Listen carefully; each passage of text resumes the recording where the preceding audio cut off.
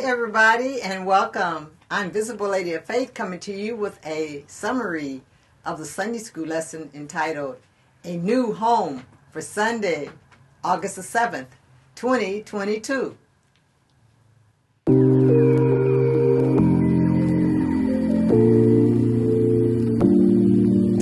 Hi, everybody. July was my 5th year on YouTube of making videos. I want to thank all the viewers and subscribers for your support. And please don't forget to like, subscribe, share, and hit the notification button so you will know when we upload new content to this video, to the station. Okay, to this thing, whatever it is. Oh, God, you may forget what I was saying. Okay, hi, everybody. We're back for another discussion of the Sunday school lesson. And I have my off-camera student with me again today. Hello. You hear him say hello? I'm here. Okay.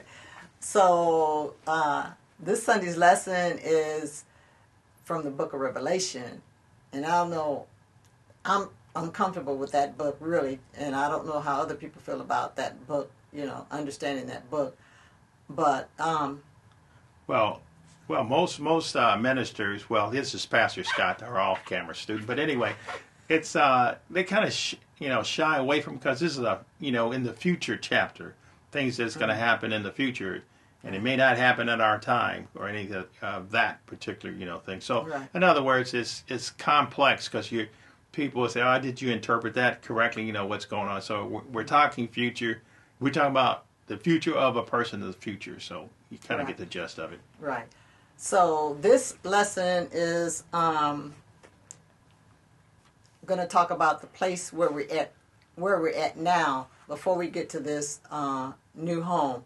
So the place where we're at now is a place where there is a lack of morals and a lack of values and integrity and belief that impacts our world, and we judge others that don't think like that. We judge others that don't think like us, look like us, act like us, or believe what we do. So, and also we may have different opinions than other people, but that's no reason to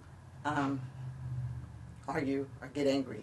Okay, off-camera student has a question. Yeah, I have a question. I mean, Yes. People sit down and they segregate themselves because there's Baptists, there's Methodists, there's I would even include the Mormon, if you understand the study, because they use the King James, but they have their own Mormon Bible. You have Catholic, you have all these people, and it's coming from the King James or Christianity, and it talks. I wonder. People ask the question, they say, why should you ask it? Well, you're a pastor. We talk like we're going to a Baptist heaven, we're going to a Catholic heaven, and everything else. And it seems like the world is seeing us all divided. So, what did John say about that? Is there anywhere, any way he talks about it? I mean, I know the answer to that, but and well, I might as well say it. In Revelation, it talked about the 7 churches, and you can see their good points and their weak points in the 7 different churches. But like I said, we can't go too much in it. But I just want to see what's your thoughts on that. My thoughts, I don't think about the 7 churches are in this lesson, but I think I remember reading something about John writing letters to those churches. Those churches were having, just like we have issues today. So he was writing these letters to address the things that he heard that was going on in these churches. So it's like, no church is perfect. We all have, issues, so that he was addressing them, and I think their faith. No, they were just to their faith. No, it didn't say Baptist or nothing. It was Right, 7 right, different churches. Right, yes. right, that's what I'm saying. 7 different churches that Yeah. he was He addressed. writing. Yeah, that he addressed. And, yeah. Yeah, and not it wasn't. I know it's kind of a curve, and people is tough to talk about, but you got to start somewhere. Because myself personally, being a Christian, and then I see all these different churches. They done went to non-denominational churches, and then we want to talk about, like in our lesson, this new home. We can't even get it right here and talk about a new home. Right. Yeah. Right. So that I just wanted to see what your thoughts on it. That's all. There's no Okay. right or wrong answer. Just a discussion. Okay. So sometimes we feel some type of way about how people treat us, and we respond to these disagreements or difference of opinions with anger, and we that can our emotion. We get emotional about it, and that can affect our mental health. How we respond. How we respond sometimes. Do you What do agree you with mean? that? How does it? I mean, we can get so angry and get so heated. You know, sometimes you don't think straight and I you do get you. things. You Yeah. know, you let the anger control you. Right. And that's why lately in the news you hear about people because they have cold fries, French fries, and they shoot somebody. That's so petty, you know? And then you go to court. He was that one that ate the Twinkies and blamed it on the Twinkies and got out Yeah, of the murder. yeah. So that's it's like a lot of petty stuff. You know, people get angry over petty stuff that's solvable. It doesn't have to end in somebody getting hurt. And that's the world that we live in today. So we're at the seemingly hopeless place because we have spoiled God's creation, not just with our relations, our interactions with others, but in our relationships with God and His creation and nature. Okay? So when it comes to our environment, we pollute it, we throw trash on the ground, we burn fossil fuel, which releases pollutants in our air, so makes our air, to breathe this air, makes it unhealthy.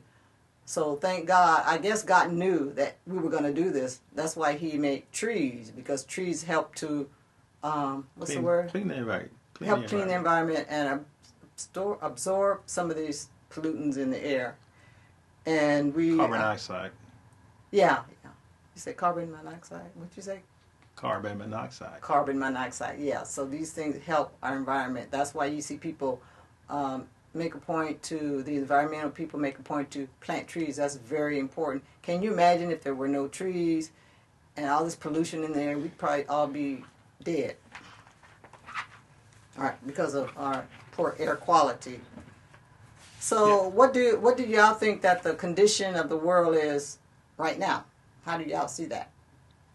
Okay, student. Yeah, well, my whole thing is that hopefully, if anything, I'm asking the questions. Ask the question: how did you feel about it? But also, too, we're so busy. This year, I remember coming as a kid and we were talking about the streets paved with gold, and people just getting up and shouting and speaking in tongue, and everybody all excited and happy and is very emotional. But what about life here? Right. Right. And that's what I hear you saying. What about life exactly, here? We need exactly. to be responsible. Make sure we leave this place clean, tidy, in order for the next generation. Right, because we don't even know if we're going to be here to see that new home, that new earth. We don't even know. So we should, for our children, our grandchildren, we should be concerned about that. Okay, so the next part is talking about the new home. Can you imagine a place like that? Can you imagine living in a place of real peace? Can you imagine? Can you imagine a place of love and harmony? A place where we have no reason to cry or die or deal with evilness or racism? A place of no corruption. Everybody is honest and has morals. No pain, no suffering. Can you imagine living in a place like that? So our lesson described John's vision of a new earth. And it's hard to process what this new earth would look like in our finite minds. But it will be kind of a utopia. And that's kind of like a perfect place. Why are you looking at me? What I was wondering if you had anything to say about that. Okay, so there are some things that we can do to make this world that we live in right now a better place. Okay? So in the comment section, leave some comments below about what you think we need to do to make this world that we live in right now a better place. Okay? We can treat others with respect. Okay? We can be honest. We can be patient. We can be forgiving. We can be compassionate. We can be empathetic. but I was gonna say, but I have written down here, blah blah blah. You know the routine. Okay, off camera student. Yeah, I was rereading the verse here, and he says, "Then I saw a new heaven." He says, "Then I saw," which was John, Right. "a new heaven and a new earth, for the first heaven and the first earth had passed away, terminated." Right. Okay, since I don't know of anything in the limited knowledge that I have, and and people want to put doctorates. I don't have a doctorate, and even the people with the doctorates, that's an whole different story. When I got my several degrees, that people seem like the more knowledge they have, people like to follow them. More money, people like to follow them. But here, just taking these words, it said, "I saw," which was John, "a new heaven and a new earth." Okay, so that's in the future. And he says, Right. "For the first heaven and the first earth pass away." Right. So when you make that comment, clarifying what you said, making that comment, you're saying, we probably won't see this. Right. We probably Yeah. won't see this because Yeah. if the whole earth is going to be destroyed, we're on the earth, so we're going to be destroyed with it.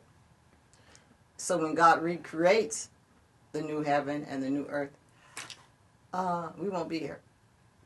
And there's some people digging and research into this, and I know a friend of mine, he's following them right now, and I know people sitting in the school. He's doing what right now? He's following these things in Revelation. 'Cause Oh, the okay. person is explaining these things in Oh, Revelation. okay. So I think it's interesting because I'm a pastor. It says we can't even get this right, and we're talking about a new home, moving, and we can't even take care of our own home, Right. this old Right. one. Right. So, and that's why I don't put a lot of research into that. But this lesson is one we're talking about. It's going to pass away. Why is it going to pass away? Global warming. It could be several things. Or God just turned around. Some say, "Oh, He's going to destroy it," and this is when the tribulation period and things start to happen. So that's a possibility too. Right, so right. I'm saying it's a possibility, but some people are going to come from their educated say, "Well, it's this and it's that," and if you looked at my wife, she's black, and we're older. Right. And guess what? Our education comes from different points of view. I am now have ripped off that old thing is when I was young, kids should be seen and not heard. And people would just want to throw their education degrees out there. But I want to challenge your thinking. Sit down and look at it for yourself. And in the meanwhile, can you starve yourself or just sit here just looking at the new heaven and earth, shouting all about that? But in the meanwhile, no health care, tearing up the place, global warming, corrupt politicians, just goes on and on and on. Trying to control people's bodies, And- what they do with their bodies. Yeah. I got my touch of the thing. Anyway, I see that, we can't imagine what that new home is going to look like, that new earth is going to look like. But one thing it did say in John's vision is that it won't be a sea. So it's hard to imagine an earth without a sea. Okay. Okay. Steve has a- Question for you. Think about what earth was like before Adam and Eve ate from the tree of knowledge. I believe there was seas and oceans. You think so? I believe that, yeah. No. Okay. I'm saying it's in the studies I know. There was no rain or nothing until Noah's time. All this time, the earth took care of itself. We may be going back to that earth that was there. Because, this is science and everything. Like I'm not a science buff and all that. We didn't have, the earth has evolved all over all this time. It has shifted. So he may be starting us back at ground zero, and we just destroyed it, and it changed the complexity, the corruption, the sin that's on this planet, caused everything going on wrong here. Because when Noah at that time, that changed the environment because man no longer lived 900 years. But wait, when Noah built the ark, there was water, right? No, It was water because he built it to float on water. Remember? That's what No. the scriptures say. no. At first, there was no. It was just mist. Had no rains. That was the first I see. in Okay. history at Okay, that the time. rain Then from there, we saw rains all the time. So Noah knew something that we didn't know because he built the ark to float. God told him that. God told him to build the ark to float. Okay. Yes. So like you said, our limited understanding, our finite minds, we cannot understand all this. We can just let our imagination imagine what it's gonna be like. Yeah, so Right. only reason why I brought that point up because this here no seas and everything, if my memory served me correct, we're going closer to what that earth was like at that time.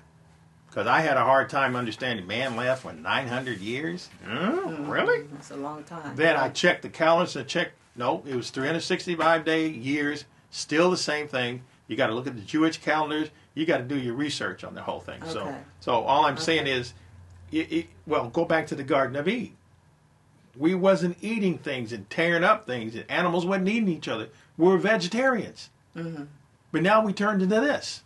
Mm-hmm. So as time went on, We evolved over the time. yeah, Yes. well, I wouldn't call it evolved. We changed into Things something. changed. Changed into Things something. don't remain the same. They Yeah. change. Okay. You through? No, go ahead. Okay. So getting back to what we can do to take care of what we have now, not just in nature but in our relationships with each other, is to be nice, be empathetic, be generous, be grateful, be appreciative.